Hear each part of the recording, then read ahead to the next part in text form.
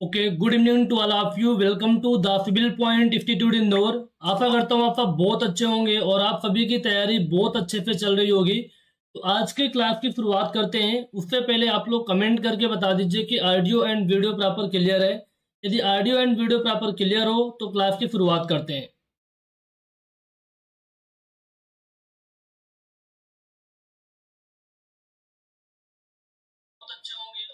Okay, सब कुछ बहुत बढ़िया चल रहा है। तो चलिए क्लास की शुरुआत करते हैं, है ना। स्टार्टिंग के 2 से 3 मिनट का टाइम लेंगे, इसके बाद अपने टॉपिक पे आ जाएंगे। जैसे कि आपको पता है कि हम तैयारी कर रहे हैं आरपीएफ के ग्रुप इंस्ट्रक्टर एग्जाम के लिए, जिसका एग्जाम जून में शेड्यूल्ड है। पहले नवंबर में था, प्रीपोन्ड होकर के आपका जून में शेड्यूल्ड है। ठीक है, जून के लास्ट वीक में आपका एग्जाम होने वाला है। तो उस एग्जाम के लिए प्रिपेयर कर रहे हैं, जिसमें आपके 150 क्वेश्चन आएंगे। सिविल इंजीनियरिंग वाले पोर्शन को हम कवर कर रहे हैं। सिविल इंजीनियरिंग वाले पोर्शन के अंदर वाटर सप्लाई करके एक टॉपिक है जो कि न्यू ऐड ऑन हुआ है। इसके पहले 2018 में टॉपिक नहीं था। ओके, 2018 में टॉपिक नहीं था। तो अभी जो टॉपिक ऐड ऑन हुए उन टॉपिक को ओपन कर रहे हैं। डिमांड वाले टॉपिक को कर रहे थे, ठीक है, डिमांड वाले टॉपिक को कर रहे थे। डिमांड वाले टॉपिक के अंदर ऑलमोस्ट सारी चीजें कवर हो चुकी हैं। डिमांड वाले टॉपिक के अंदर ऑलमोस्ट सारी चीजें कवर हो चुकी हैं। क्या क्या हमने पढ़ा था? एक तो टाइप्स ऑफ डिमांड के बारे में पढ़ा था, कितने टाइप की डिमांड होती है। टाइप्स ऑफ डिमांड पढ़ने के बाद हमने देखा था उनके परसेंटेज वगैरह। दूसरा हमने जो पर कैपिटा वाटर डिमांड होता है, पर कैपिटा वाटर डिमांड के बारे में पढ़ा कि भाई पर कैपिटा वाटर डिमांड क्या होती है। इसके बाद हमने देखा कि पर कैपिटा वाटर डिमांड को कौन कौन से जो फैक्टर होते हैं, कौन कौन से कारक होते हैं जो कि प्रभावित करते हैं, इफेक्ट करते हैं। तीसरा हमने देखा कि जो हमारा डिमांड होता है, जो पानी की मांग होती है, उसमें क्या परिवर्तन होता है, क्या वेरिएशन होता है। डिमांड के अंदर कौन कौन से वेरिएशन होता है उसके बारे में हमने देखा। और साथ साथ में उनके बहुत सारे क्वेश्चन भी किए हैं, बहुत सारे क्वेश्चन भी किए हैं, बहुत सारे प्रश्न सॉल्व किए हैं। ओके, अब इसके बाद कल हमने आपको पीक फैक्टर के बारे में बताया था। पीक फैक्टर बहुत इंपॉर्टेंट है, जो कि इसका जो रिलेशन होता है पॉपुलेशन के साथ होता है, यानी जनसंख्या के साथ में होता है। जनसंख्या के साथ इसका रिलेशन होता है। इसके बाद नोट के कुछ इंपॉर्टेंट पॉइंट हमने आपको बताए थे कि भाई कौन सा मैक्सिमम डेली डिमांड के लिए डिजाइन किया जाता है, कौन सा on an average daily demand के लिए डिजाइन किया जाता है। मैक्सिमम डेली डिमांड यानी प्रतिदिन जो अधिकतम पानी की मांग होती है। ये सारे टॉपिक आप पे कवर हो चुके हैं। आज का जो टॉपिक है जो कि बहुत इंपॉर्टेंट रहने वाला है, आज का जो टॉपिक है जो कि बहुत इंपॉर्टेंट रहने वाला है, तो हम पढ़ेंगे पॉपुलेशन फॉरकास्टिंग की मेथड। पॉपुलेशन फॉरकास्टिंग यानी फ्यूचर में पॉपुलेशन कितनी होगी, उसे कैसे कैलकुलेट कर सकते हैं, उन मेथड्स के बारे में डिस्कस करने वाले हैं। उन मेथड्स के बारे में डिस्कस करने वाले हैं। ओके, सभी लोग क्लियर है? चलिए, बहुत बढ़िया है। ठीक है, क्या नाम है, थोड़े पटाखे वगैरह फूट रहे हैं, थोड़ा बहुत डिस्टर्बेंस हो सकती है, लेकिन उसको लेके ज्यादा परेशान नहीं होना है। बस 1-2 दिन और रहेगा, बाकी सब कुछ सही हो जाएगा। ठीक है, तो कौन कौन सी मेथड होती है पॉपुलेशन फॉरकास्टिंग की, उनके बारे में डिस्कस करेंगे। तो थोड़ा सा जो स्टूडेंट नए जुड़े हैं उनके बारे में हम बता देते हैं कि पॉपुलेशन फॉरकास्टिंग का मतलब क्या होता है। देखिए, आप में से बहुत से स्टूडेंट हैं जो केवल आईटीआई किए हैं और 8 से 10 साल हो गए उनको जॉब करते हुए। लैंग्वेज का बहुत प्रॉब्लम आता है इंग्लिश में उनको, तो कोई प्रॉब्लम नहीं आएगा। जो आपको नोट्स देखने को मिलेंगे बाइलिंगुअल देखने को मिलेंगे। इसके पहले भी जो हमने नोट्स आपको अपडेट करवा दिए सभी बाइलिंगुअल नोट्स, उसमें कोई प्रॉब्लम आपको नहीं आएगी। ठीक है, और जो फैकल्टी आपको पढ़ाएंगे उनमें भी लैंग्वेज का कोई इशू नहीं आएगा। आप लोग परेशान बिल्कुल मत होइएगा। ठीक है, आप लोगों को क्या नीड है बहुत अच्छे समझ चुके हैं। पॉपुलेशन फॉरकास्टिंग का मतलब क्या होता है, जरा ध्यान से समझिएगा, है ना। टोटल 30 से 40 मिनट लगेगा, सारे मेथड को बहुत अच्छे से अपन देखने वाले हैं। पॉपुलेशन फॉरकास्टिंग का मतलब क्या होता है, जो लोग पहली बार देख रहे हैं वीडियो को उनके लिए बता देता हूँ कि जैसे मान लीजिए कोई ये टाउनशिप है, कोई ये शहर है।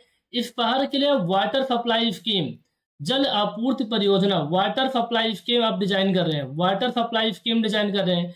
वाटर सप्लाई स्कीम डिजाइन करने का मकसद ये है कि हम यहाँ पानी देना चाहते हैं, यहाँ के जो लोग रहते हैं इन सभी घरों में हम पानी पहुंचाना चाहते हैं। तो सबसे पहले हमें जरूरत पड़ेगी भैया किस टाइप के लोग रहते हैं। तो हमने देखा भैया कि एलआईजी कॉलोनी है, लो इनकम ग्रुप की कॉलोनी है, और यहाँ के जो पॉपुलेशन है 5 लाख है। 5 लाख प्रेजेंट में 2024 में पॉपुलेशन है। ठीक है, आ रही बात समझ में। पानी की डिमांड कितनी है, एक व्यक्ति की 135 litre per capita per day पानी की डिमांड है। एक इंसान को एक दिन में 135 लीटर पानी चाहिए। अच्छा, अब वाटर सप्लाई स्कीम हम डिजाइन कर रहे हैं 2024 के अंदर। तो हम जानते हैं जो वाटर सप्लाई स्कीम होता है इसका जो डिजाइन पीरियड होता है, आगे देखेंगे डिजाइन पीरियड के बारे में। डिजाइन पीरियड यानी जब तक वो काम करेगी, तो डिजाइन पीरियड 20 से 30 साल होता है। तो जो डिजाइन पीरियड हम मान लेते हैं 20 साल है, तो 2044 तक 2044 तक ये वाटर सप्लाई स्कीम पूरी तरीके से काम करे। मतलब यहाँ जो लोग रहते हैं उनके जो पानी की जरूरतें हैं प्रॉपर तरीके से पूरी होती रहे। तो हमें देखना पड़ेगा 2044 में कितनी पॉपुलेशन होगी, 2044 के अंदर कितनी पॉपुलेशन होगी, ये हमें कैलकुलेट करना होगा। ये हम कैसे कैलकुलेट करेंगे? 2024 के अंदर 5 लाख है तो 2044 के अंदर कितनी होगी? इसके लिए बहुत सारी मेथड्स हैं, बहुत सारी मेथड्स आपके स्क्रीन पे हैं। इन मेथड्स की हेल्प से, इन विधि की हेल्प से आसानी से आप कैलकुलेट कर सकते हैं कि फ्यूचर में कितनी पॉपुलेशन होगी जिस भी ईयर का निकालना चाहें। क्लियर है बात? समझ में आ रही है यहाँ तक? चलिए बहुत बढ़िया है। तो जो मेथड्स हैं उन मेथड्स के नाम आपको स्क्रीन पे दिख रहे हैं। अब इन नाम को देख के बिल्कुल घबराना नहीं है, ठीक है? बाइलिंगुअल वाला पेज ओपन कर लेता हूँ, ठीक है? इन नाम को देख करके आपको घबराना नहीं है कि बहुत सारी मेथड हमने दिखा दिया, ठीक है? बहुत सारी मेथड हमने दिखा दिया, ऐसा कुछ नहीं है। एक एक करके डिस्कस करेंगे तो सारे फंडे आपके क्लियर हो जाएंगे। ओके, सारे फंडे आपके क्लियर हो जाएंगे। ओके, देखिए दो टाइप की मेथड्स होती हैं, एक होता है न्यूमेरिकल मेथड, एक होता है आपका न्यूमेरिकल मेथड। न्यूमेरिकल मतलब जिसके अंदर कैलकुलेशन करते हैं, है ना, जिसके अंदर कैलकुलेशन करते हैं, जिसके अंदर कुछ गणना होती है। दूसरा होता है ग्राफिकल मेथड। क्या होता है? ग्राफिकल मेथड, ध्यान रखिएगा। दूसरा क्या होता है? ग्राफिकल मेथड, जिसके अंदर अपना ग्राफ बना करके हम देखते हैं कि फ्यूचर के अंदर कितनी पॉपुलेशन होगी। तो अब यहाँ पास जो मेथड है, जैसे arithmetic increase method, arithmetic increase method, geometric increase method, incremental increase method, decreasing rate of growth method, ये जो चारों मेथड है ये आपके न्यूमेरिकल मेथड के अंदर आते हैं। ये चारों आपके पढ़ाने का तरीका बेस्ट है, सब समझने में आ जाता है, जबकि अदर ओके कोई बात नहीं, आ रहा है तो बहुत बढ़िया है, ठीक है? आ रहा है तो बहुत बढ़िया है, ठीक है? Arithmetic increase method, geometric increase method, incremental increase method, decreasing rate of growth method, simple graphical method, ये 5 मेथड जो है आपके न्यूमेरिकल मेथड के अंतर्गत आती है, न्यूमेरिकल मेथड के अंतर्गत आती है। अच्छा, अब इनके हिंदी में नाम लिखे हुए हैं। अरिथमेटिक क्या होता है? अरिथमेटिक पढ़ते थे, अंकगणित पढ़ते थे तो अंकगणिती। ज्योमेट्रिक क्या ज्यामिति होती है। इंक्रीमेंटल यानी जो इंक्रीमेंट होता है, वृद्धिशील, ये आप लोग हिंदी में थोड़ा पढ़ लीजिएगा, ठीक है? हिंदी में पढ़ लीजिए, किसी को प्रॉब्लम आएगी तो, ठीक है? ये 5 मेथड होती है जो न्यूमेरिकल मेथड के अंतर्गत आती है। 2 मेथड होती है, लॉजिस्टिक कर्व मेथड और कंपैरेटिव पॉपुलेशन मेथड। एक होता है logistic curve method, logistic curve method, ठीक है, लॉजिस्टिक कर्व मेथड। दूसरा होता है कंपैरेटिव पॉपुलेशन मेथड। क्या होता है? Comparative population method. Comparative population method होता है तुलनात्मक विधि, जिसमें कंपेयर करते हैं ये दो जो सिमिलर फिटी होती है ना, जो दो समान फिटी होती है, उसके माध्यम से अपन कैलकुलेट करते हैं पॉपुलेशन कितनी इंक्रीज होगी, ठीक है? तो ये आपके मेथड है। कुछ और मेथड आपकी स्क्रीन पे, इनको भी आप लोग देख लीजिएगा। कंपैरेटिव जो ग्राफिकल मेथड होती है, कंपैरेटिव पॉपुलेशन मेथड बोलते हैं, कंपैरेटिव ग्राफिकल मेथड ही बोलते हैं। मास्टर प्लान ने जोनिंग मेथड हो गया, रेशियो मेथड हो गया, लॉजिस्टिक कर्व मेथड हो गया। ये टोटल 9 मेथड होती हैं, बस नाम इंपॉर्टेंट है, काम के कुछ ही मेथड है, ठीक है?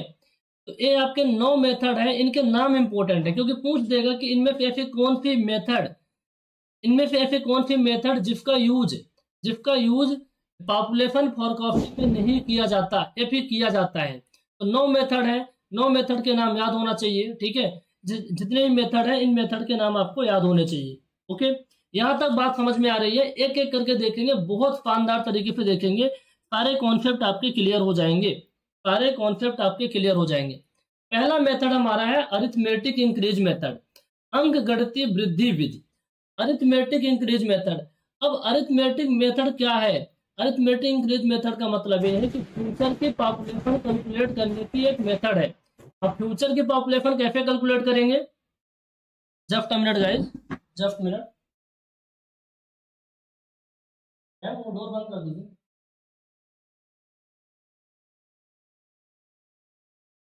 ओके, तो अरिथमेटिक इंक्रीज मेथड फ्यूचर की पॉपुलेशन कैलकुलेट करने की एक न्यूमेरिकल मेथड है।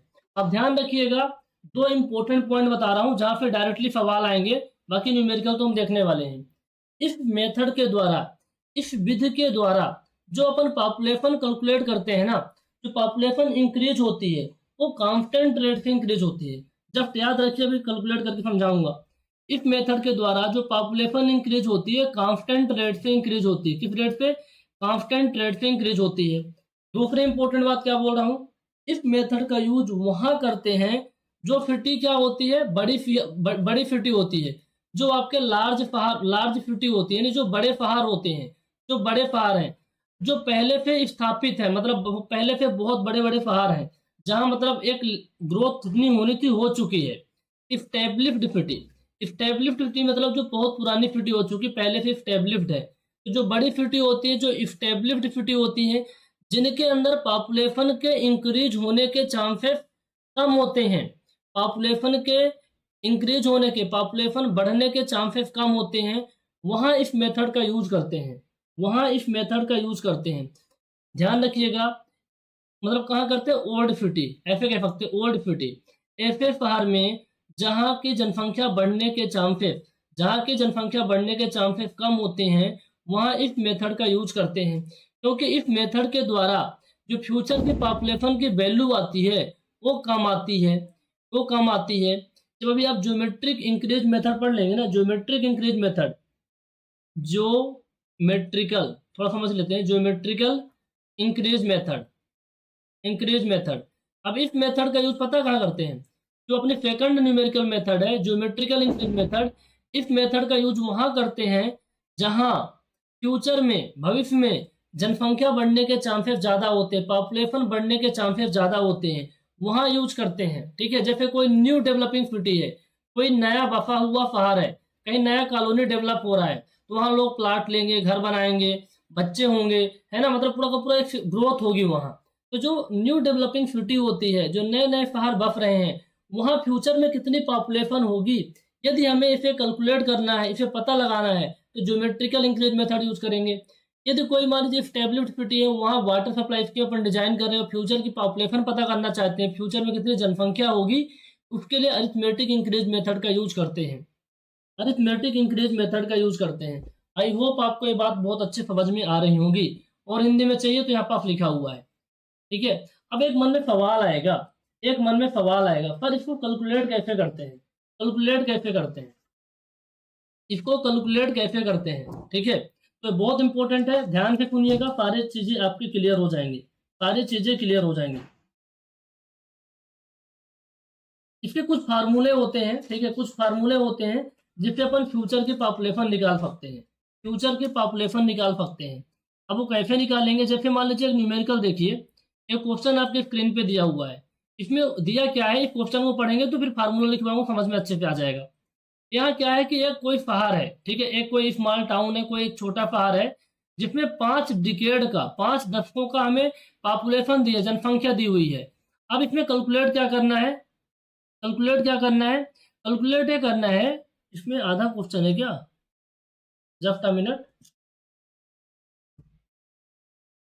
क्वेश्चन शायद इसमें कुछ क्वेश्चन मिसिंग होगा, वो मैं देख लेता हूँ, 1 मिनट का टाइम लगेगा। तो इस मेथड के द्वारा फ्यूचर की पॉपुलेशन आपको कैलकुलेट करनी है, इस मेथड के द्वारा फ्यूचर की पॉपुलेशन आपको कैलकुलेट करनी है।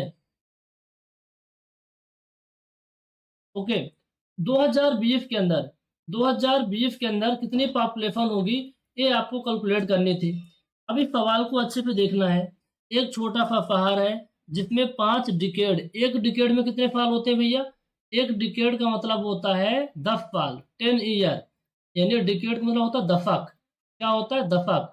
एक एक डिकेड में कितने, एक दशक में कितने होते हैं, 10 वर्ष होते हैं, ये इंपॉर्टेंट है, ध्यान में रखिएगा। अच्छा, बात समझ में आ गई।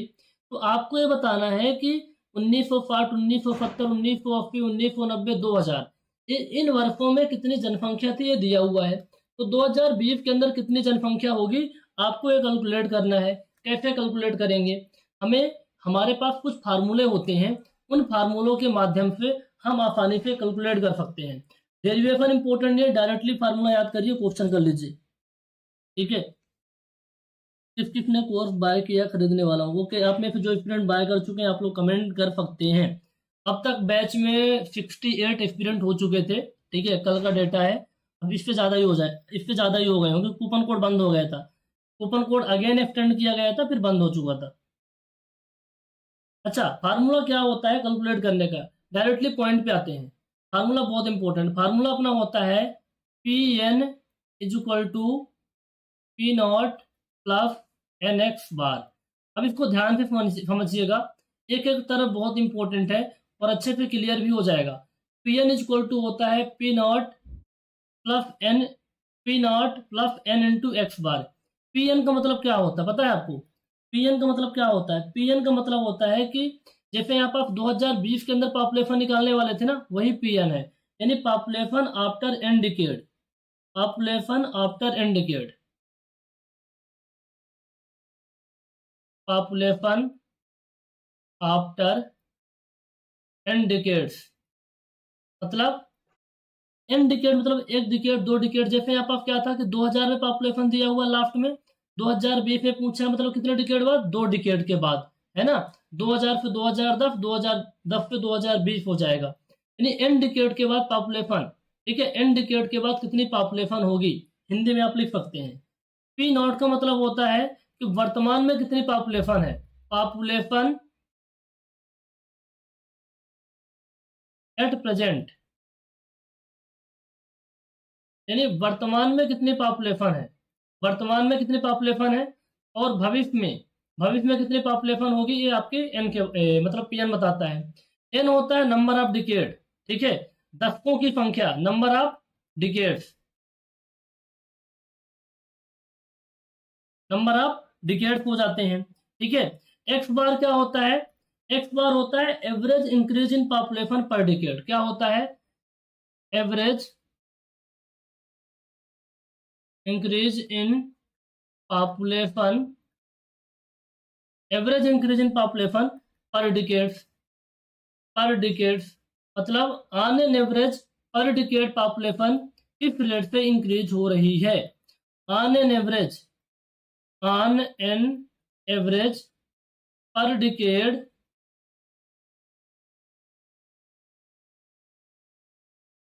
जनसंख्या किस रेट से बढ़ रही है, इसका मतलब ये होता है। आ रही बात समझ में? समझ में आ रही बात? पीएन का मतलब होता है कि population after N decade. P not का मतलब होता है प्रेजेंट में कितनी पॉपुलेशन है। एन होता है नंबर ऑफ डिकेड। एक्स बार होता है कि on an average on an average किस रेट से पॉपुलेशन इंक्रीज हो रही है। हमें पता है आपको बिल्कुल समझ में नहीं आया होगा, कोई बात नहीं, सवाल करेंगे समझ में आ जाएगा, सवाल पेपर में आएगा भी, आप छोड़ नहीं सकते। पर ये आप न्यूमेरिकल कहाँ करवा रहे हैं भाई, सवाल आएगा। वाटर डिमांड के अंदर जब तक पॉपुलेशन नहीं पता होगी कैलकुलेट कैसे करेंगे? ठीक है, समझ रहे हैं बात को? इसको समझने की कोशिश करिएगा। हमने क्या बोला? एक्स बार, एक्स बार का मतलब कि ऑन एन एवरेज पर डिकेड, ऑन एन एवरेज हर एक दशक, यानी हर 10 साल में कितनी जनसंख्या बढ़ रही है, एक्स बार का मतलब ये है।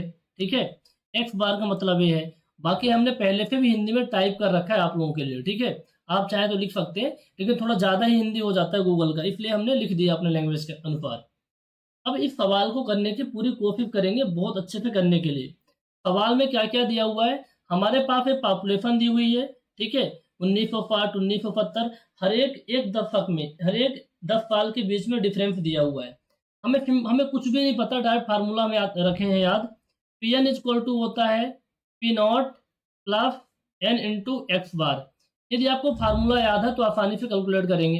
कैसे कैलकुलेट करेंगे वो देखने वाले हैं। देखिए, पीएन का मतलब होता है फ्यूचर में जो पॉपुलेशन निकालेंगे, तो 2020 के बीच पॉपुलेशन पूछा हुआ है, यानी पॉपुलेशन हमें पी 2020 लिख देना है। ठीक है, अब एक बात बताइए, यहाँ पास आपको 2000 में पॉपुलेशन दी हुई है, तो 2000 के बीच हर 10 साल में जनगणना होती है, हर 10 साल में जनगणना होती है, तो 2000 में जनगणना हुई तो कब होगी? 2010 में होगी, फिर कब होगी? 2020 में। जब तक जनगणना नहीं होती सेंसस, तो आप कैसे बताएंगे पॉपुलेशन कितनी होती है? हर 10 साल में होती है ना। तो 2000 में कितनी पॉपुलेशन थी? 4,90,000, 4,90,000। 2010 और 2020 कितने डिकेड हो गए? 2000 से लेकर 2010 तक एक डिकेड, 2010 से 2020 2 डिकेड, यानी 20 साल हुए ना। 20 साल यानी 2 डिकेड। एक 10 साल में 10 साल में क्या होता है? एक डिकेड, 20 साल में 2 डिकेड, यानी जो एन की संख्या हो जाएगी, number of decade, number of दफा कितने हो जाएंगे? 2 हो जाएंगे। यहाँ तक बात समझ में आ गई। अब एक्स बार किस चिड़िया का नाम है सर? एक्स बार के बारे में बिल्कुल भी नहीं पता। चलिए एक्स बार के बारे में आपको बताते हैं। एक्स बार के बारे में हम आपको बताने वाले हैं, ठीक है। यहाँ पर आप देखिएगा, क्लियर हो जाएगा चीज़ें। यहाँ पर आप देखिएगा, क्लियर हो जाएगा, बिल्कुल नोट्स मिल जाएंगे। चाणक्य बैच जो हमारा ऐप है, चाणक्य बैच का जो कोर्स अपना इंजीनियरिंग हब ऐप पर चल रहा है, इंजीनियरिंग हब ऐप पर चल रहा है, वहाँ ये सभी नोट्स आपको प्रॉपर मिल जाएंगे। कैसे कैलकुलेट करना है ध्यान में रखिएगा। अब एक्स बार कैलकुलेट करने के लिए थोड़ा समझने की कोशिश करते हैं। हमारे पास दो टेबल है, हमें देखेंगे कि भैया हर डिकेड पॉपुलेशन कैसे कैसे इंक्रीज हो रही है ना। पॉपुलेशन में कैसे कैसे वृद्धि हो रही है। Increase in population, increase in population, population में कैसे पॉपुलेशन कैसे कैसे इंक्रीज हो रही है, इसको देख लेते हैं। 2,50,000 से 2,80,000 पॉपुलेशन हो गई। 1960 में 2,50,000 थी, ठीक है, और 1970 में 2,80,000 हो गई। मतलब कितनी बढ़ गई? 30,000 पॉपुलेशन इंक्रीज हुई। कितनी? 30,000।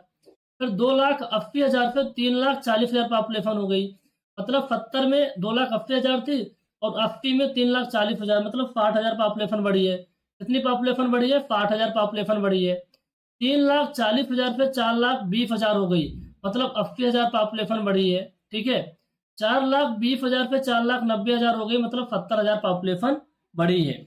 मतलब क्या है, मैं कहना क्या चाहता हूँ कि हर एक दशक, जैसे 1960 में पॉपुलेशन जितनी थी, 1970 में जितनी थी, उन दोनों का डिफरेंस निकालना, उन दोनों का अंतर निकालना है, कितनी पॉपुलेशन बढ़ रही है, ठीक है। ये आप डिफरेंस निकाल लेंगे, ठीक है। अब क्या करना है, ये तो भाई पता है कि 1960 से 60 से 70 में 30,000 बढ़ी, 70 से 80 में 60,000 बढ़ी, लेकिन ऑन एन एवरेज औसत पॉपुलेशन कितनी बढ़ रही है, एवरेज कैसे निकालेंगे। मतलब कैसे कह सकते हैं कि ऑन एन एवरेज कितनी पॉपुलेशन बढ़ रही है, तो इसका एवरेज निकाल लीजिए। वही आपका एवरेज जो होता है एक्स बार होता है। एक्स बार क्या है? आपका एवरेज है। कितना हो जाएगा? 6, 3, 9, 8, 17, 7, 24, 2,40,000, 2,40,000। इन सभी को जोड़ना है, इन सभी को ऐड कर लेना है। और 1, 2, 3, 4, 4 है, 4 पे डिवाइड कर देंगे, कितना आ जाएगा? 60,000। यानी एक्स बार का मतलब क्या है कि ऑन एन एवरेज हर एक डिकेड, हर एक दशक 60,000 की रेट से पॉपुलेशन बढ़ रही है। ऑन एन एवरेज हर एक डिकेड 60,000 की रेट से पॉपुलेशन यानी जनसंख्या बढ़ रही है। नोट कर सकते हैं इसको। समझ में आ गई बात? एक्स बार की वैल्यू पता चल गई, ठीक है। अब यहाँ पर पुट करना है। पी नॉट क्या है? प्रेजेंट में कितनी पॉपुलेशन है। प्रेजेंट यानी last non census, last time जब जनगणना हुई थी तो कितनी पॉपुलेशन थी? 4,90,000। कितनी पॉपुलेशन थी? 4,90,000। यानी कितना है number of decade into X bar कितना आया था? 60,000 आया था। तो 4,90,000 प्लस 1,20,000 कितना हो जाएगा? फटाफट बताइए कितना हो जाएगा ये वाला, इसका आंसर कितना आएगा? तो 6,10,000 हो जाएगा ना। 4, 1, 5, 9, 2, 11, 6,10,000। इसका ऑप्शन होगा 6,10,000 करेक्ट आंसर, ठीक है। 6,10,000 इसका करेक्ट आंसर होगा, ठीक है। इसमें चार ऑप्शन दिए थे, चार ऑप्शन दिए हुए थे। ऑप्शन में दिखा देता हूं। इसमें चार ऑप्शन दिए थे। एक तो 5,10,000, 5,90,000, 6,90,000, 6,10,000, जो कि टाइपिंग मिस्टेक है। तो 6,10,000 इसका करेक्ट आंसर हो जाएगा। देख लीजिए, किसी कोई डाउट हो बता सकते हैं। अगेन एक बार रिपीट करूंगा, इसके बाद सारे सवाल आपको खुद को करने होंगे।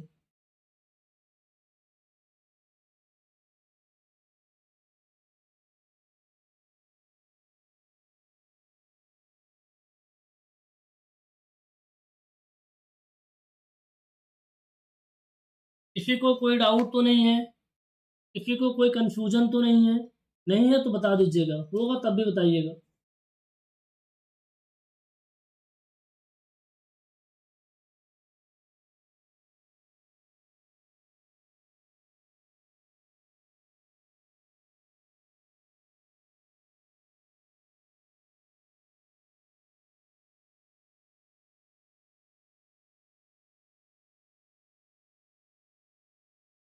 ओके, सब कुछ क्लियर है? चलिए बहुत बढ़िया, सब कुछ क्लियर है तो कंटिन्यू करते हैं।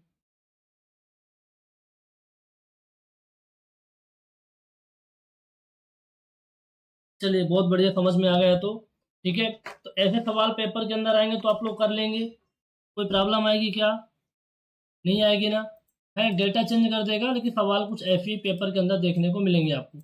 सबसे पहले क्या करना है, जैसे ही यहाँ पर देखिए मेथड का नाम मेंशन है तो बहुत बढ़िया, नहीं तो आप किसी भी मेथड से कैलकुलेट कर लेंगे। जनरली क्या होता है, मेथड का नाम मेंशन होता है, तो अरिथमेटिक मेथड जहाँ पर आपको दिख जाए, अंक गणितीय वृद्धि विधि जहाँ आपको दिख जाए तो तुरंत आपको क्या करना है, फार्मूला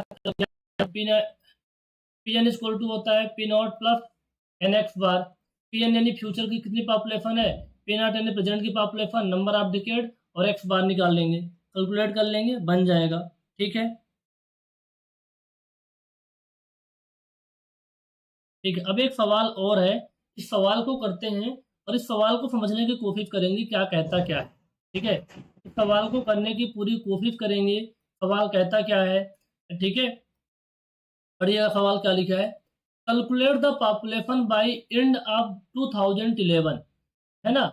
जो आपका सन 2011 के अंत में आपको पॉपुलेशन बतानी है, कितनी पॉपुलेशन होगी, किस मेथड का यूज करना है, अंक गणितीय वृद्धि विधि का। यानी अंक गणितीय वृद्धि विधि मतलब arithmetical increase method. Arithmetical increase method का यूज करके आपको बताना है सन 2011 के अंत तक कितनी जनसंख्या हो जाएगी। तो भैया हमारे पास कुछ डेटा चाहिए, जो कि यहाँ पास दिया हुआ है ईयर मतलब वर्ष, पॉपुलेशन यानी जनसंख्या। ठीक है, अब यहाँ पास दिया है 1951 में पॉपुलेशन आपको दिया है 1,00,000, 1961 में दिया है 1,09,000, 1971 में दिया है 1,16,000 और 1981 में दिया है 1,28,000। ये पॉपुलेशन दिया हुआ है।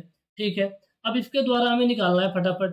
पहला हमारा काम होगा कि भैया हर एक डिकेड, हर एक दशक पॉपुलेशन किस रेट से इंक्रीज होती है, सबसे पहले कैलकुलेट कर लेते हैं। यानी इस वाले टेबल पे लिखेंगे increase in population, increase in population, population में जनसंख्या में कितनी वृद्धि हो रही है, जनसंख्या में वृद्धि कितनी हो रही है, यानी जनसंख्या में वृद्धि, हिंदी में लिखना चाहे तो लिख सकते हैं जनसंख्या में वृद्धि, जनसंख्या में कितनी वृद्धि हो रही है।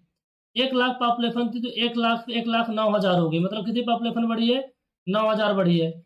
1,09,000 से 1,16,000 हो गई, मतलब 7,000 पॉपुलेशन बढ़ी है। 1,16,000 से 1,28,000 पॉपुलेशन हो गई, मतलब 12,000 पॉपुलेशन बढ़ी है। 12,000 पॉपुलेशन बढ़ी है। ठीक है, 12,000 पॉपुलेशन बढ़ी है। यहाँ तक बात क्लियर हो रही है। ठीक है, अब हमें देखना है कि ऑन एन एवरेज, मतलब हर एक डिकेड अलग अलग पॉपुलेशन बढ़ रही है, तो औसत ऑन एन एवरेज कितनी बढ़ रही है, ऑन एन एवरेज पता करना है तो इन सभी को जोड़ना पड़ेगा। एक्स बार इक्वल टू हो जाएगा 9, 7, 16, 16, 12, 28, 28,000। कितना हो जाएगा, 28,000। 28,000 डिवाइडेड कितने करेंगे, 1, 2, 3, 3 से डिवाइड कर देंगे। एक्स बार की वैल्यू कितनी आएगी कमेंट करके बताइए। एक्स बार की वैल्यू आ जाएगी 9,333.33। ये आपके पास एक्स बार की वैल्यू आ गई। आपको क्या करना है कि 2011 के अंदर कितनी पॉपुलेशन होगी इसको निकालना है। ठीक है, इसको निकालना है। और लास्ट नॉन सेंसस जो आपके पास है इसकी पॉपुलेशन दिया हुआ है। अब एक सवाल है कि भाई 1981 से लेकर के 2011 तक कितने डिकेड होंगे। तो 1981 हो गया, फिर 81 से 95 हो गया है। ठीक है, 95 हो गया, 95 से बताइए बताइए 1981, 1981 से 1991, 1991 से 2001, 2001 से 2011, कितने डिकेड हो गए, एक डिकेड, एक डिकेड, एक डिकेड, टोटल कितने डिकेड हो गए, 3 डिकेड। गुड इवनिंग सभी को, गुड इवनिंग, गुड इवनिंग। ठीक है, देखिए यहाँ पास 1981 से लेकर 1991 तक एक डिकेड, 1991 से 2001 तक एक डिकेड, 2001 से 2011 तक एक डिकेड। तो टोटल नंबर ऑफ डिकेड कितने हो गए, बिल्कुल एफ पी आप करेक्ट आंसर दे रहे हैं। नंबर ऑफ डिकेड हमारे पास कितने हो गए, 3। नंबर ऑफ डिकेड कितने हो गए, 3। और जो लास्ट में जब जनगणना हुई थी पॉपुलेशन कितनी थी, 1,28,000, 1,28,000 पॉपुलेशन थी। ठीक है, तो निकाल लीजिए, कितना आसान है। पी एन इक्वल टू हो जाएगा P not plus N X bar. P N कितना है आपके पास, 2011 के अंदर पॉपुलेशन निकालना है। ठीक है, लास्ट नॉन सेंसस में 1981 में पॉपुलेशन दी हुई थी। ठीक है, प्लस एन यानी नंबर ऑफ डिकेड कितने हैं, 3, इंटू एक्स बार कितना आया है, एक्स बार आपका आया 9333, 9333.33। और यहाँ पर आप इसको भी लिख लीजिए, है ना। 1981 के अंदर कितनी पॉपुलेशन थी अपनी, 1981 के अंदर 1,28,000, ठीक है, 1,28,000। जस्ट मिनट, इसको फॉलो करते हैं, फटाफट फॉलो करके बताइए, है ना, ज़्यादा टाइम नहीं लगाना चाहिए आप लोगों को, ज़्यादा टाइम तुम्हारे साथ लगाना ही नहीं चाहिए। अब 3 से डिवाइड करिए तो ये आपका 28,000 ही आ जाएगा ना, 28,000 इंटू 1,28,000 कितना हो जाएगा, 1,56,000। देख लीजिए कौन सा ऑप्शन करेक्ट होगा। 4 ऑप्शन आपके स्क्रीन पे दिए थे, ठीक है, पता नहीं टाइपिस्ट ने आज ऑप्शन टाइप करना भूल गया है, ठीक है। 4 ऑप्शन आपके स्क्रीन पे दिए थे। पहला आपके पास दिया था 1,36,000 का, 1,36,000 का। दूसरा ऑप्शन दिया हुआ था 1,26,000 का। तीसरा ऑप्शन था 1,56,000 का। और चौथा ऑप्शन ऐसे कुछ दिया हुआ था, ठीक है, चौथा ऑप्शन ऐसे 1,46,000 का दिया हुआ था। तो बताइए कौन सा करेक्ट आंसर होगा, थर्ड नंबर, थर्ड नंबर आपका करेक्ट आंसर होगा। आप में से जितने स्टूडेंट अभी लाइव देख रहे हैं, किसी को कुछ भी सवाल हो, कोई डाउट है, तो आप लोग तुरंत बताइएगा। किसी को लैंग्वेज को लेकर कोई प्रॉब्लम हो तो आप लोग बता दीजिएगा, नहीं है तब भी बताइएगा। देखिए हमारा अल्टीमेट मकसद क्या है, हम ये चाहते हैं कि जब क्लास में जो अपना आप महत्वपूर्ण समय दे रहे हैं जॉब के बाद में, उसमें आपको जो चीज़ें पढ़ाई जाएं वो आपको समझ में अच्छे से आए, ठीक है, जो आपका टाइम है बहुत अच्छे से यूजफुल रहे आपके एग्जाम के लिए। ये हमारी पूरी कोशिश है, चाणक्य बैच की पूरी टीम का कोशिश रहेगा कि हर एक लाइन का मतलब आपको समझ में आए। और किसी स्टूडेंट को कोई प्रॉब्लम आती है लैंग्वेज कनेक्टिविटी को लेकर के, क्लासेस को लेकर के, तो 9340888429 इस नंबर पे हमें आप व्हाट्सअप करिएगा, सर हमें ये प्रॉब्लम आ रही है, 7999720833, इसमें इस नंबर पे भी आप बता सकते हैं, ठीक है। बिल्कुल, प्रांकिता गुप्ता जी बोले नो डाउट सर, बहुत अच्छी बात है, डाउट नहीं आ रहे हैं, लेकिन आए तो और अच्छी बात है, क्योंकि हम अपने आप में इम्प्रूवमेंट करेंगे, ठीक है, सुधारेंगे कि बच्चों को डाउट क्यों आता है, ठीक है। अब तो बच्चे आप नहीं हैं, ठीक है, वो तो फ्लो में निकल जाता है। तो जो स्टूडेंट देख रहे हैं कैसे बनाएं नोट्स, कैसे बनाएं, जो पीडीएफ आपको मिल जाती है उसके माध्यम से आप बना सकते हैं, नहीं बनाना तो प्रिंट आउट निकाल लीजिए। किसी वीडियो में और हम बता देंगे नोट्स कैसे बनाना है, बट जो जो इम्पोर्टेंट पॉइंट है आप साथ साथ में लिखते चलिए अपने नोट्स में, हिंदी में लिखना है इंग्लिश में लिखना है वो आपकी चॉइस है। टीम में कितने टीचर हैं, टोटल 8 टीचर हैं, टीम के अंदर टोटल 8 टीचर हैं। और मैं इसके बारे में थोड़ा सा आप चाहे तो बता भी देता हूँ। एक तो आपको देखिए अलग अलग फैकल्टी सबको पढ़ाएंगे। सिविल के अंदर आपको अभी प्रेजेंट टाइम में 2 टीचर देखने को मिल रहे हैं। इंजीनियरिंग जो ड्राइंग वाला सब्जेक्ट है उसके अंदर 1 टीचर आपको देखने को मिल रहे हैं, ठीक है। जो मैकेनिकल वाला सब्जेक्ट है इसके अंदर भी आपको अभी तो 1 टीचर है, बहरहाल उसमें 2 टीचर हो सकते हैं। इलेक्ट्रॉनिक के 1 टीचर हैं, इलेक्ट्रिकल के 1 टीचर हैं,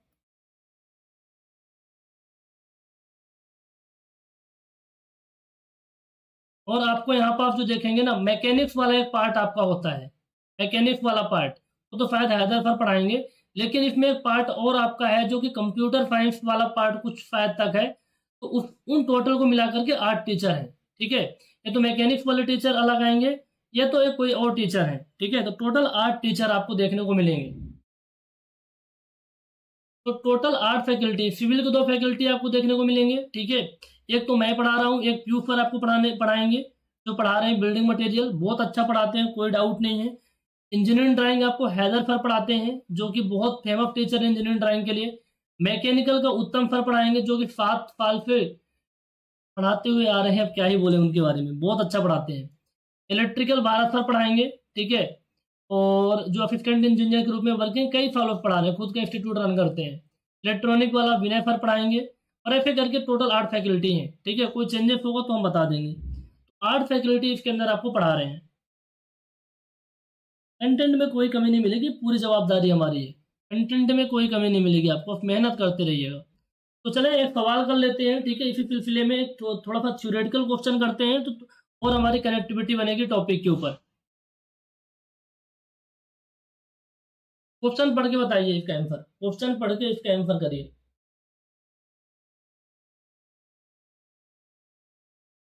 क्वेश्चन पढ़ के इसका आंसर करिए।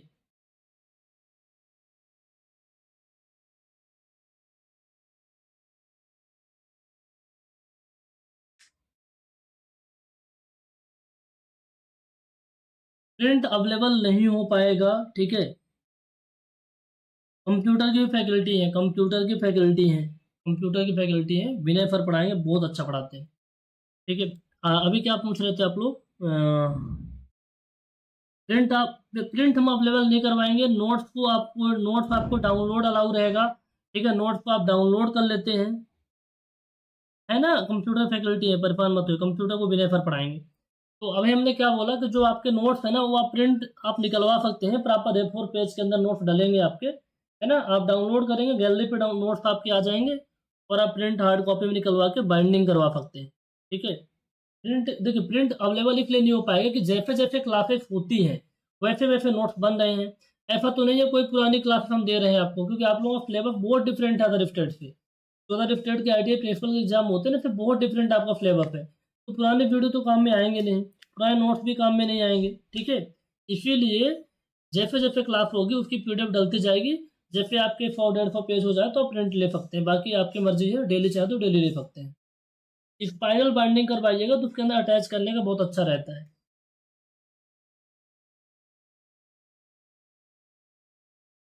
Okay, which of the following method is used to forecast the population of old and very large city?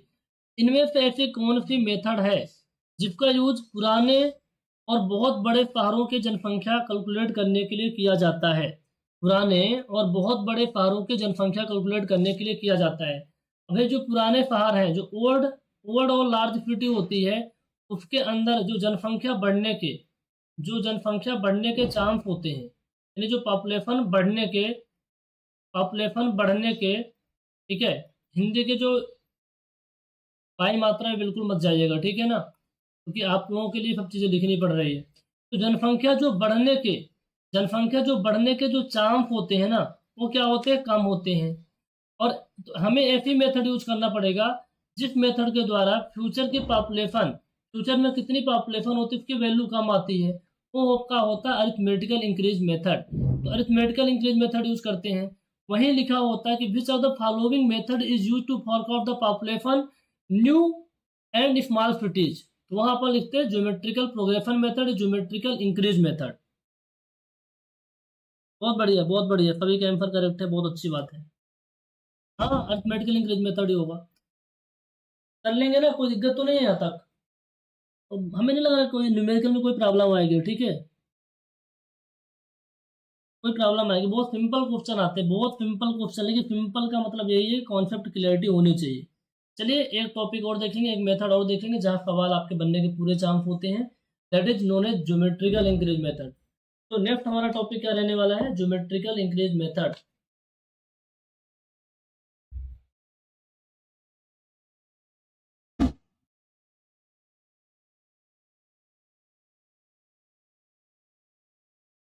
Geometrical increase method, नाम हिंदी में लिखा है, आप पढ़ सकते हैं, ज्यामिति वृद्धि विधि, ठीक है। तो इंक्रीज का मतलब वृद्धि हो गई, है ना। और ज्योमेट्री जिसे बोलते हैं, अपन ज्यामिति पढ़ते थे ना 10th क्लास के अंदर, तो ये ज्यामिति वृद्धि विधि, ज्योमेट्रिक, ओके।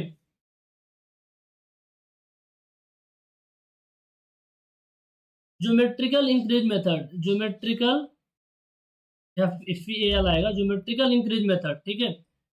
यहाँ तक किसी कोई डाउट तो नहीं आ रहा है? एक मिनट ना देखने दीजिएगा थोड़ा सा, ठीक है, सब कुछ क्लियर है।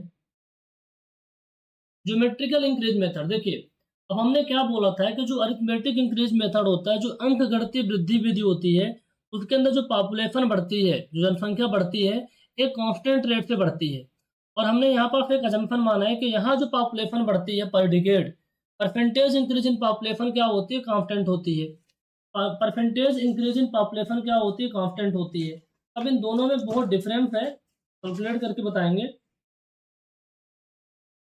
अरिथमेटिकल इंक्रीज मेथड में मानते थे जो पॉपुलेशन इंक्रीज होती है कांस्टेंट रेट से इंक्रीज होती है, यहाँ हम मानते हैं कि हर एक डिकेड, ठीक है, हर एक डिकेड जो पॉपुलेशन इंक्रीज होती है, परसेंटेज इंक्रीज इन पॉपुलेशन, वो क्या होती है, कांस्टेंट होती है।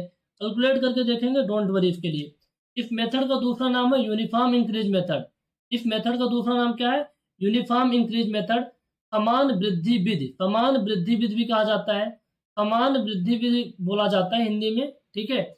और इस विधि के अनुसार जो जनसंख्या प्रति दशक बढ़ती है ना, वो आपका क्या होता है, परसेंटेज इंक्रीज इन पॉपुलेशन होता है, कांस्टेंट होता है।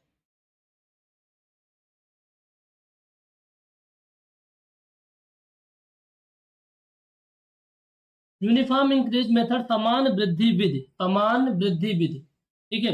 अब अच्छा एक बात बताइए, इसको करेंगे कैसे, इसका क्या तरीका होता है, फार्मूला वगैरह क्या होते हैं इसके, तो थोड़ा अच्छे से देखिएगा, ठीक है। क्लास को छोड़ के भागना नहीं है, समझ में कुछ भी नहीं आएगा, ठीक है। इस मेथड के द्वारा फ्यूचर की पॉपुलेशन कैसे निकालते हैं। पहली बात तो इस मेथड का नाम, एक पॉइंट और लिख लीजिएगा, इसका यूज करते हैं न्यू डेवलपिंग सिटी का फ्यूचर पॉपुलेशन निकालने के लिए, निकालने के लिए भविष्य में कितनी जनसंख्या होगी, कोई नया सिटी डेवलप हो रहा, बन रहा है, उसके लिए अपन यूज करते हैं, ठीक है, ध्यान में रखिएगा। इसका फार्मूला क्या होता है, फार्मूला होता है पीएन। पीएन यानी एन वर्षों, एन दशकों के बाद, है ना, population after N decades, N दशकों के बाद पॉपुलेशन कितनी होगी। एन इक्वल टू हो जाता है पी नॉट 1+r/100 की पावर n। यहाँ तक तो बात समझ में आ गई, यहाँ तक तो बात समझ में आ गई। पी एन क्या होता है, पॉपुलेशन आफ्टर एन डिकेड, ठीक है, पॉपुलेशन आफ्टर एन डिकेड। वो मैंने लिखवा भी दिया था, भी आप चाहे तो यहाँ पास मैंने टाइप कर रखा है, तो आपको थोड़ा टाइम बचेगा यहाँ पास। देखिए पी क्या होता है, पी एन क्या होता है, पॉपुलेशन आफ्टर एन डिकेड, इन दशकों के बाद पॉपुलेशन कितनी होगी, इन दशकों के बाद जनसंख्या कितनी होगी, ठीक है। दूसरा आपका यहाँ पास एक नया टर्म आपको देखने को, पी नॉट तो पता है आपको, यहाँ पास एक ही शब्द, एक ही टर्म अलग आया है, दैट इज आर। बाकी तो सब सेम है ना, जो अरिथमेटिकल के अंदर थे, बताने की जरूरत तो नहीं है। आर क्या होता है, आर होता है कि पर डिकेड, है ना, पर decade percentage increase in population, ठीक है, वो हमें पता करना है। मतलब फर्स्ट डिकेड है, सेकंड डिकेड है, थर्ड डिकेड है। अब यहाँ से पॉपुलेशन 5% की रेट से इंक्रीज हुई, यहाँ पॉपुलेशन 7% की इंक्रीज रेट से इंक्रीज हुई, तो आने एवरेज अपन मान लेते हैं 6% के रेट से पॉपुलेशन इंक्रीज हो रही है। यही आर होता है, क्या होता है, आर। आर का मतलब होता है average percentage increase in population, मतलब प्रति दशक पर, है ना, हर एक डिकेड ऑन एन एवरेज कितने परसेंट से जनसंख्या में वृद्धि हो रही है, ठीक है। आर का मतलब क्या होता है, आर का मतलब क्या होता है, प्रत्येक डिकेड, प्रत्येक दशक औसत, यानी ऑन एन एवरेज कितने परसेंट से जनसंख्या में वृद्धि हो रही है, कितने परसेंट से जनसंख्या में वृद्धि हो रही है, ठीक है। आर का मतलब ये होता है, आर का मतलब क्या होता है कि ऑन एन एवरेज पर डिकेड कितने परसेंट से जनसंख्या में वृद्धि हो रही है। अब कैसे निकालेंगे, आर निकालने के लिए हमारे पास दो मेथड होते हैं। आर की गणना करने के लिए, आर कैलकुलेट करने के लिए हमारे पास दो मेथड होते हैं, एक होता है अरिथमेटिक मेथड, दूसरा होता है ज्योमेट्रिक एवरेज मेथड। एक होता है arithmetic average method, arithmetic average method, दूसरा हमारे पास होता है ज्योमेट्रिक एवरेज मेथड। अबे क्या है सर, अरिथमेटिक एवरेज मेथड क्या है, ज्योमेट्रिक एवरेज मेथड क्या है, भैया वही चीज है जो आप सोच रहे हैं। क्या, ये दोनों, ये दोनों एवरेज निकालने के मेथड है। जब एवरेज निकालते सबको बनता होगा, एवरेज निकालने की विधि है, निकालने की मेथड्स हैं, ठीक है, निकालने की मेथड्स हैं। देखिए इससे ज़्यादा हिंदी नहीं हो पाएगी, इनको कोशिश करिएगा, जो छोटे छोटे टर्म है आप जो बहुत ज़्यादा मतलब लैंग्वेज के लिए बोलते हैं, तो आप लोग थोड़ा सा भी खुद मेहनत करिएगा, ठीक है। अब बिल्डिंग मटेरियल प्यूज पर पढ़ाएंगे, बहुत अच्छा पढ़ाएंगे, कोई प्रॉब्लम आएगी तो बताइएगा, है ना। अब लैंग्वेज से अगर इशू नहीं आएगा, सर को हमने बोल दिया है। लैंग्वेज को लेकर कोई इशू नहीं आएगा, यदि कोई आता है तो फिर देखेंगे आगे, ठीक है, हालांकि आएगा नहीं, बात हो गई है। तो देख, आर कैलकुलेट करने के, आर की कैलकुलेशन करने के लिए हमारे पास दो मेथड है, arithmetic average method, geometric average method. अब कैसे निकालेंगे आर, इन दोनों के लिए हम फार्मूला पहले लिख देते हैं, देन हम आपको इसको फॉलो करवाएंगे, ठीक है, एक न्यूमेरिकल के माध्यम से फॉलो करवाने की कोशिश करेंगे। तो पहला आपका अरिथमेटिक एवरेज मेथड है, ठीक है, ये दोनों क्या है, परसेंटेज मतलब ऑन एन एवरेज किस परसेंटेज से पॉपुलेशन इंक्रीज हो रही है, ये कैलकुलेट करने की मेथड है। तो जो अरिथमेटिक एवरेज मेथड होती है, जिसपे अपन आर कैलकुलेट करते हैं, इसमें सबको सिंपल जोड़ देते हैं, जैसे पहले एवरेज निकालते हैं ना। अरिथमेटिक का मतलब क्या, जैसे अपन एवरेज निकालते हैं तो R1 R2 R3 जितने भी हैं, मान लीजिए जितने भी आपके आर होंगे, और उनको गिन करके, उनको काउंट करके उस पर डिवाइड कर देते हैं, ठीक है, उस पर डिवाइड कर देते हैं। दूसरा आपका हमारे पास होता है, ए वाला मेथड है, जो आपका ज्योमेट्रिक एवरेज मेथड है। ज्योमेट्रिक एवरेज मेथड में क्या होता है, आर आपको निकालना है ना, ज्योमेट्रिक एवरेज मेथड से जो आपको आर निकालना है, तो जैसे पहले ज्योमेट्रिक गुणोत्तर पढ़े, गुणोत्तर विधि बहुत इंपॉर्टेंट है, 10वीं क्लास के अंदर होता है, ठीक है। ये आपने पढ़ा होगा, R1 into R2 into R3 डैफ डैफ Rn power 1/n, या फिर इसको ऐसे भी लिख देते हैं कई बार, root n R1 R2 R3 जितने भी हों, ऐसे आप लिख सकते हैं। नहीं समझ में आ रहा हो कोई बात नहीं, अभी हम बताने वाले हैं एक न्यूमेरिकल के माध्यम से, सेशन बहुत इंपॉर्टेंट है आज का, कोई क्लास छोड़ के मत जाना प्लीज़, ठीक है, बहुत इंपॉर्टेंट है, इससे ज़्यादा इंपॉर्टेंट क्या ही होगा, क्योंकि इसके बाद सारे आसान टॉपिक में आ जाएंगे अपन, ठीक है, सारे आसान टॉपिक में आ जाएंगे। अब हम आपको एक समझाने की कोशिश करते हैं, R1 R2 क्या होता है, ठीक है, R1 R2 क्या होता है, एक न्यूमेरिकल कर लें क्या, एक न्यूमेरिकल ही कर लेते हैं, तो यहाँ पे बहुत अच्छी क्लैरिटी और आ जाएगी। न्यूमेरिकल में क्या है ना, आधा अधूरा सवाल नहीं होगा, पूरा सवाल हो जाएगा। ये सवाल पूछा हुआ है, ये सवाल आप देखेंगे, स्टेट का नाम एग्जैक्टली याद नहीं आ रहा, वहाँ भी ITI प्रिंसिपल के एग्जाम हुआ था, प्रिंसिपल नाम से हुआ था, आप लोग यहाँ इंस्ट्रक्टर हो रहा है, ग्रेड 2 प्रिंसिपल था, 4800 ग्रेड पे आप लोगों के यहाँ भी है, ठीक है। तो उसी हिसाब से पेपर हुआ था, उसके बारे में बात कर रहे हैं। ये जो सवाल आया हुआ था, क्या सवाल आया था, population of a town in 3 consecutive years, मतलब किसी शहर के अंदर, एक शहर की जनसंख्या 3 लगातार वर्षों में, एक शहर की जनसंख्या लगातार 3 वर्षों में जो इंक्रीज 5000, फिर 7000, फिर 8400 हो गई, ठीक है।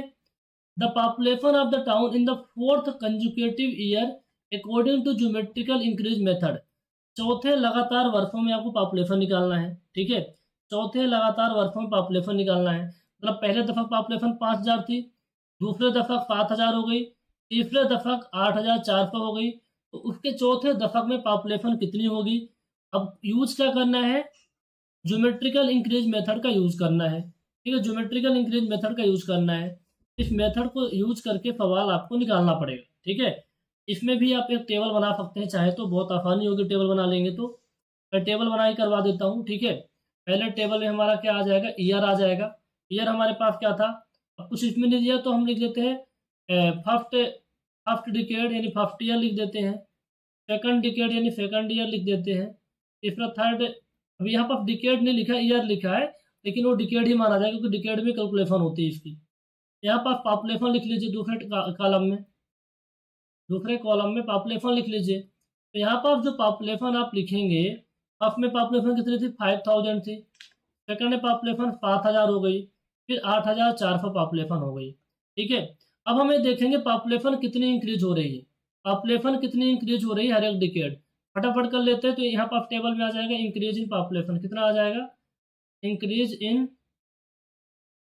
पॉपुलेशन, जनसंख्या में कितनी वृद्धि हो रही है, तो 5000 से 7000 यानी 2000 पॉपुलेशन बढ़ी, 7000 से 8400 8400 हो गया, यानी 1400 पॉपुलेशन बढ़ गई, 1400 पॉपुलेशन बढ़ गई। अब अच्छा ये बात आ गई, लेकिन हम आपसे सवाल पूछते हैं, आपसे ही पूछ रहे हैं, ध्यान रखिएगा, किसी और से नहीं, सवाल आपसे पूछ रहा हूँ कि भैया पहले डिकेड में 5000 पॉपुलेशन थी, दूसरे डिकेड में 7000, कितना बढ़ी, तो आप बोलेंगे 2000 बढ़ी।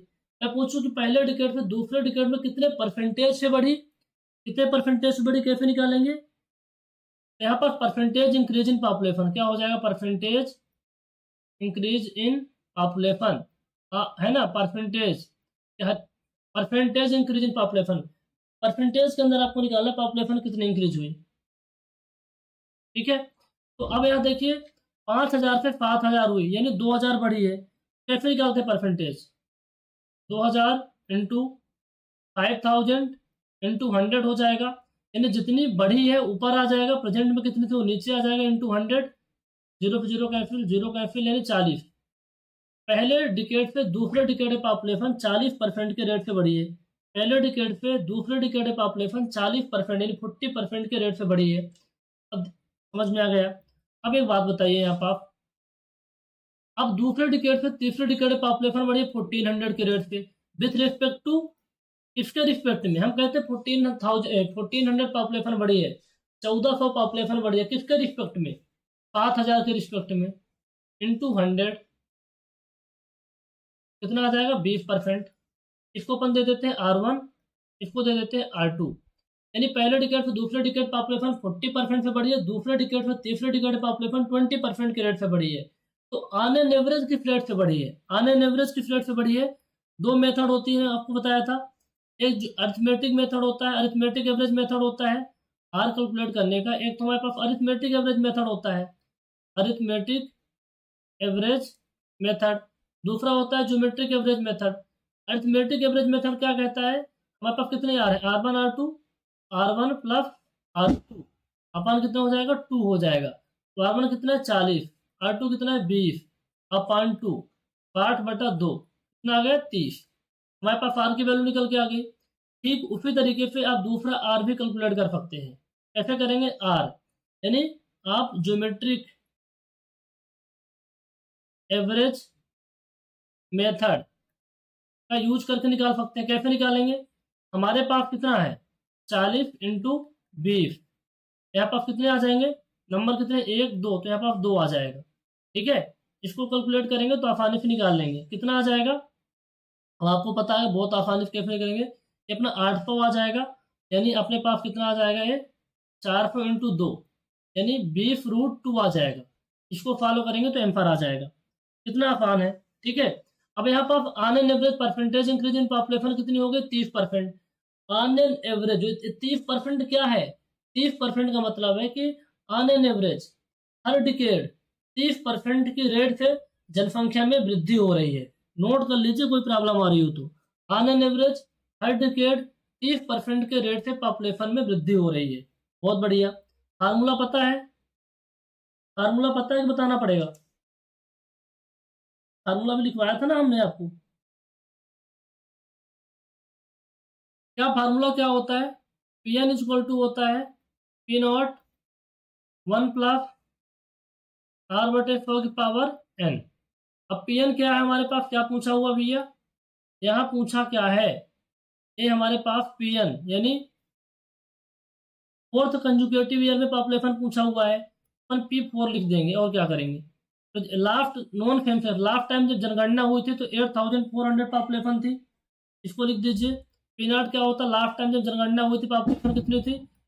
8,400 इंटू 1 प्लस आर कितना है? 30/100।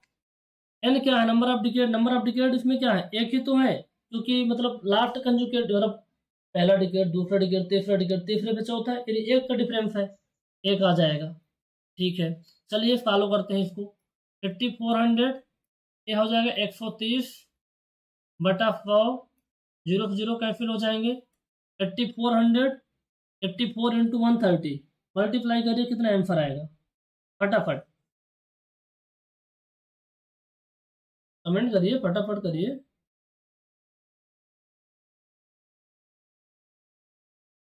10,920। देखिए ऑप्शन में कौन सा आंसर है? 10,920। ये आपका ऑप्शन नंबर एक करेक्ट आंसर हो जाएगा। हमें नहीं लगता कि फिर कोई डाउट होगा। कुछ डाउट है तो पूछिए।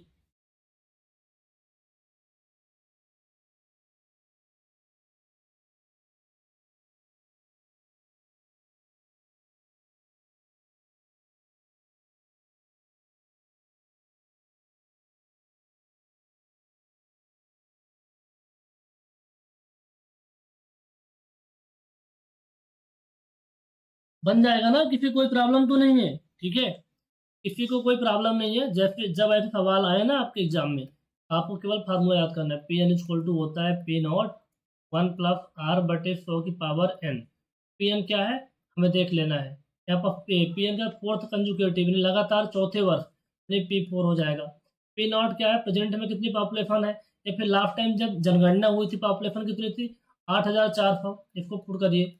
एन कितना है, पी यानी थर्ड से फोर्थ, तीसरे दफक से चौथे दफक के बीच में एक का डिफरेंस है, एन की वैल्यू एक आ जाएगी। आर निकालना है, इन सबका डिफरेंस निकालना है, फिर कितने परसेंट से निकाल रही है उसको निकालना है, फिर उसका एवरेज निकाल लेना है, ठीक है। उसको भी ले सकते हैं, ऐसा नहीं है, जरूरी नहीं है। अब यहाँ पर फिर बहुत अच्छा सवाल आपने किया है, आपका पूरा नाम क्या कमेंट करके बता दीजिए, है ना। आप बहुत अच्छा आपने सवाल किया है।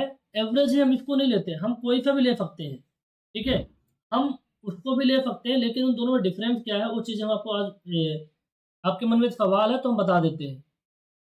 एक तो पहली बात है कि वो हमने उसको इसलिए लिया कि वो सिंपल होता है, मतलब कैलकुलेशन बहुत आसान होती है। जैसे यहाँ पर आप देखेंगे हमारे पास क्या आता है 20 इंटू √2 की वैल्यू कितनी होती है 1.414 होती है, आपको पता है 1.414 होती है। इसको अपन जब करेंगे सॉल्व 20 इंटू 1.414 कितना आ जाएगा अपने पास 28.28 आ जाएगा, 28.28 आ जाएगा, और इसके रिस्पेक्ट में इसको फॉलो करना है, ठीक है। ओके अमल खान जी बता रहे हैं, ठीक है, बता रहे हैं। अब यहाँ पर आप देखिए, अब हमारे पास 28.8 आ गया। अब इसको थोड़ा फॉलो करके दिखाता हूँ मैं, ठीक है। तो यहाँ पर सिंपल है, ऐसे ही फॉलो कर लीजिए डायरेक्ट। P4 इक्वल टू अपने पास 8400 इंटू यहाँ पास 1 + 28.8 अपान 100 इंटू 1 आ जाएगा, यानी 8400 128.28 अपान 100, ठीक है। ये 0 से 0 कैंसिल हो जाएगा, 84 इंटू 10,775.52। देखिए अब यहाँ पर आप देखिए इन दोनों मेथड में क्या डिफरेंस है, क्या खूबसूरती नज़र में आ रही है। यदि हम अरिथमेटिक एवरेज मेथड लेके चलते हैं तो जो पॉपुलेशन निकल के आई है फ्यूचर की वो ज़्यादा आई है 10,920 10,920। और यदि हम ज्योमेट्रिक एवरेज मेथड का यूज करके कैलकुलेट करते हैं जो पॉपुलेशन आई है 10,775 पॉपुलेशन निकल के आई है। यहाँ तक तो क्लियर है बात। अब यहाँ पर देखिए, तो हम ऐसे आसानी से कह सकते हैं कि जब अरिथमेटिक एवरेज मेथड का यूज करके कैलकुलेशन करेंगे तो पॉपुलेशन की जो वैल्यू आती है वो ज़्यादा आती है as compare to geometric average method. और ये स्टेटमेंट हमने लिखवाया भी है, कहिए तो दिखा देते हैं, ठीक है, कोई सा भी आप ले सकते हैं।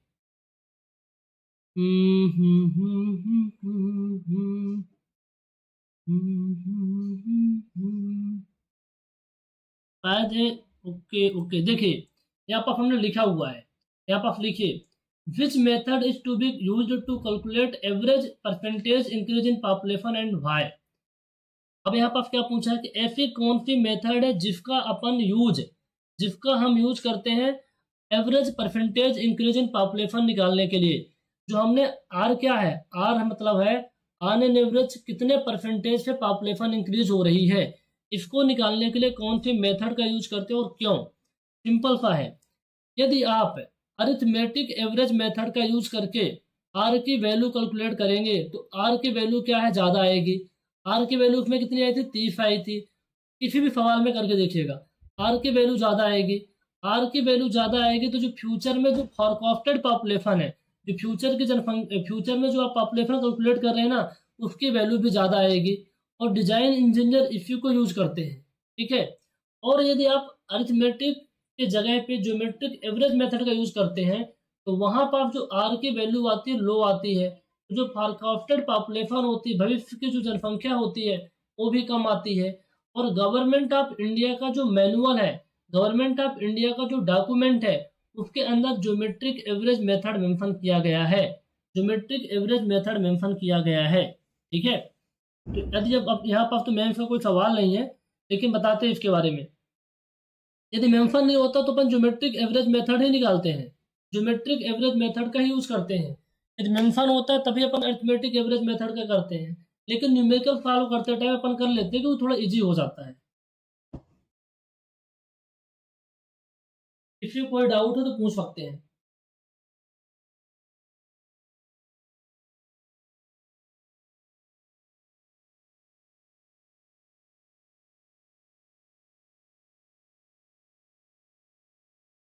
क्लियर है बातें? ठीक है, तो भैया एवरेज, ऑन एन एवरेज कितनी परसेंटेज से पॉपुलेशन इंक्रीज हो रही है, इसके लिए अपन कौन सी मेथड यूज करते हैं? इसके लिए अपन यूज करते हैं ज्योमेट्रिक एवरेज मेथड। ठीक है, जो वाटर ट्रीटमेंट प्लांट के लिए जो डॉक्यूमेंट वगैरह दिया हुआ गवर्नमेंट ऑफ इंडिया ने, ठीक है, वो पानी का उपचार करने जो ट्रीटमेंट बनाया जाता है ना, वही तो वाटर ट्रीटमेंट होता है। उसके लिए government geometric average method mention किया गया है। बाकी आपका छोटा मोटा न्यूमेरिकल आएगा तो आप कोई सा भी कर लीजिएगा, कोई दिक्कत नहीं। तो फिर करिएगा geometric average method, arithmetic average method, दोनों को कैलकुलेट करिए, जो ऑप्शन में करेक्ट है उसको टिक कर दीजिए। हमें नहीं लगता किसी को कोई डाउट होगा। ठीक है, किसी को कोई डाउट होगा।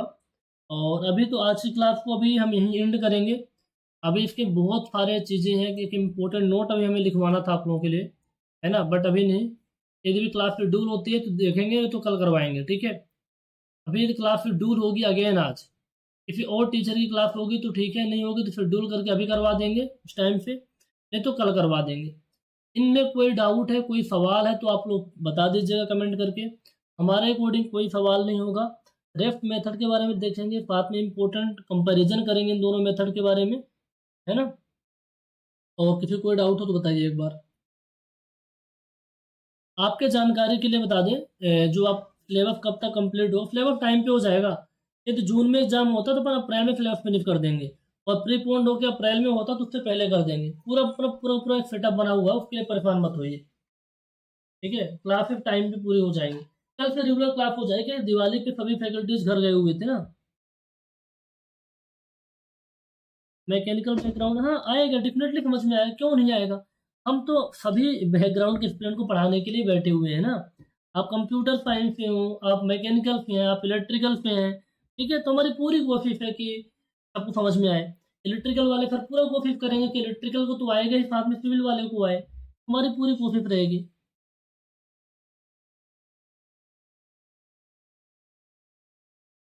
लेकिन एक चीज़ जरूर कहूँगा, एक ऐसा पहला एग्जाम है जो कि बहुत अच्छा ग्रेड 2 लेवल का एग्जाम है। ठीक है, और इसमें एक एग्जाम केवल है, यानी एक सिंगल पेपर दे करके आप ग्रुप इंस्ट्रक्टर की पोस्ट ज्वाइन कर सकते हैं। सोचिए, ग्रुप इंस्ट्रक्टर की पोस्ट आप ज्वाइन कर सकते हैं, सिंगल पेपर है, नो मेंस, नो इंटरव्यू, ना तो कोई मेंस है ना तो कोई इंटरव्यू है। सिंगल पेपर के द्वारा आपका सिलेक्शन हो जाएगा और ग्रुप इंस्ट्रक्टर जैसे पोस्ट में आप हो जाएंगे।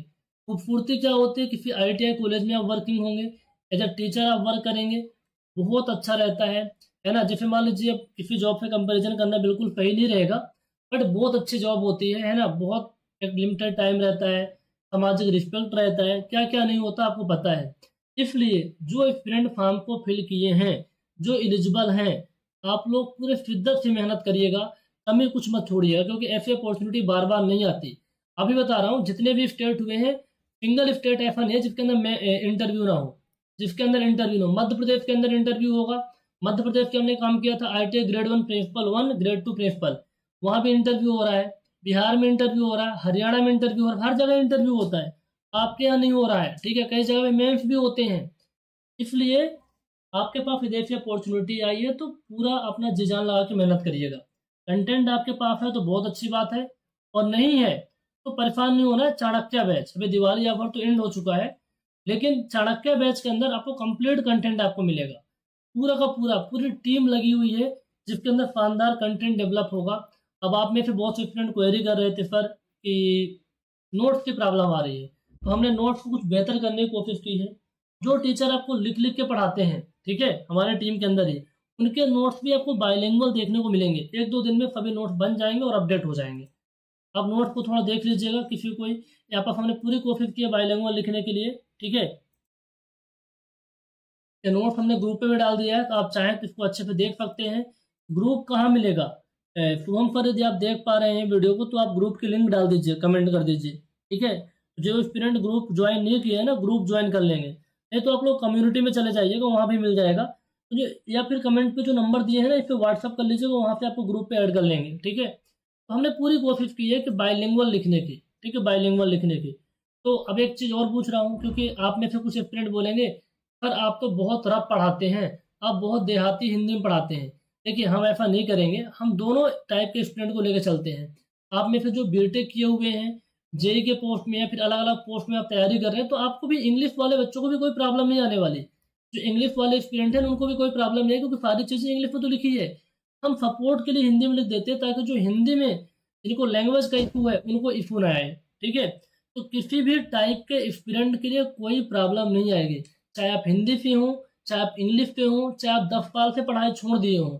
हमारा मानना ये होता है कि जब हम क्लास में आए हैं तो ये पहली बार आप टॉपिक को पढ़ रहे हैं, आपने जीवन में कभी टॉपिक को पढ़ा ही नहीं है, ये मान के हमारा शुरुआत होती है, ठीक है। इसलिए किसी सब्जेक्ट में 25 घंटे लगने होंगे तो 35 घंटे लग जाएंगे, ये मानता हूँ, टाइम बढ़ेगा क्योंकि बहुत जीरो से लेके पढ़ा रहे हैं। लेकिन सारे सवाल आप लोग कर लेंगे, इसकी पूरी हमारी जिम्मेदारी है, इसकी पूरी जिम्मेदारी है कि आप लोग सवाल पूरे कर लेंगे, ठीक है।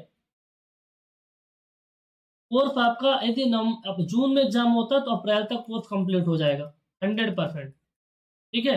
15 अप्रैल तक हमारी डेडलाइन है अभी के एग्जाम डेट के अकॉर्डिंग, ठीक है। नंबर टीम ने नंबर पेस्ट कर दिया है, ठीक है। तो आप लोग की फिर क्वेरी तो कॉल कर लीजिएगा। 1 से 2 दिन और यूट्यूब पे चलेगी, बाकी सभी क्लास ऐप पे चलेंगी। तो जो स्टूडेंट ज्वाइन कर लिए हैं बिल्कुल आपको परेशान नहीं होना है, सभी क्लास का शेड्यूल वगैरह ऐप पे मिल जाएगा और वहीं क्लास चलेगी। जो लोग ज्वाइन नहीं किए हैं वो लोग भी कर सकते हैं, okay. Okay, thank you so much, have a nice day. मिलते हैं नेक्स्ट क्लास के अंदर, तब तक आप लोग उसका रिविजन कर लीजिएगा, 2-4 क्वेश्चन खुद से प्रैक्टिस करने की कोशिश करिएगा। Okay, thank you, thank you. Explain तो करेंगे ही, अच्छा ही करेंगे, है ना, कोशिश अपनी पूरी रहेगी। फिर भी कोई सजेशन होता तो